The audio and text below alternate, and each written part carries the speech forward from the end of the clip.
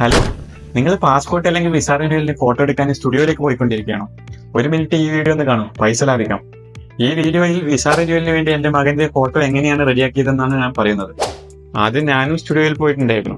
കുറെ പണി പെട്ടിട്ടും ഒരൊറ്റ ഫോട്ടോയിലും കിട്ടിയില്ല. സോ പിന്നെയാണ് എനിക്കൊരു ഐഡിയ തോന്നിയത്. അത് ആദ്യം ഞാൻ മോനെ എടുത്ത ഒരു വീഡിയോ എടുത്തു. എന്നിട്ട് മാക്സിമം അവനെ ക്യാമറയിലേക്ക് നോക്കിക്കാൻ ശ്രമിച്ചു. അതിനുശേഷം വീഡിയോ പ്ലേ ചെയ്ത് നോക്കി അവൻ ക്യാമറയിലേക്ക് നോക്കുന്ന പ്ലേസിൽ വീഡിയോ പൗസ് ചെയ്ത് സ്ക്രീൻഷോട്ട് എടുത്തു. എന്നിട്ട് ആവശ്യമില്ലാത്ത ഭാഗം ജസ്റ്റ് ക്രോപ്പ് ചെയ്തതിനു ശേഷം പ്ലേ സ്റ്റോറിൽ നിന്ന് വിവിഡ് ഐഡി എന്ന ആപ്പ് ഇൻസ്റ്റാൾ ചെയ്തു.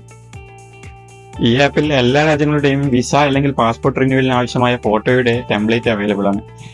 ഞാൻ UAE വിസ ടെംപ്ലേറ്റ് ആണ് സെലക്ട് ചെയ്തത്. എന്നിട്ട് സ്ക്രീൻഷോട്ട് എടുത്ത് വെച്ച ഫോട്ടോ സെലക്ട് ചെയ്തു.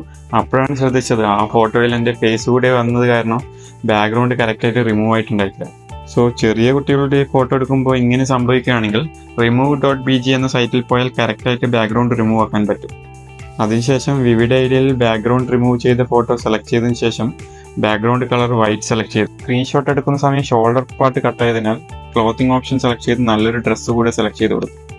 എന്നിട്ട് ഫോട്ടോ സേവ് ചെയ്തു. വീഡിയോയിൽ നിന്ന് സ്ക്രീൻഷോട്ട് എടുത്തതിനാൽ ഫോട്ടോ കുറച്ച് ക്ലാരിറ്റി കുറവായിരുന്നു.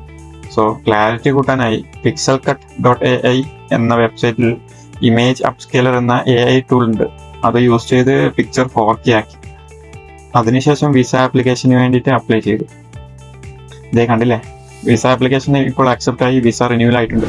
ഇതേപോലുള്ള കൂടുതൽ വീഡിയോസിനായി ടെക് ടോക്ക് പൈസ എന്ന എൻ്റെ പേജ് ഫോളോ ചെയ്യും.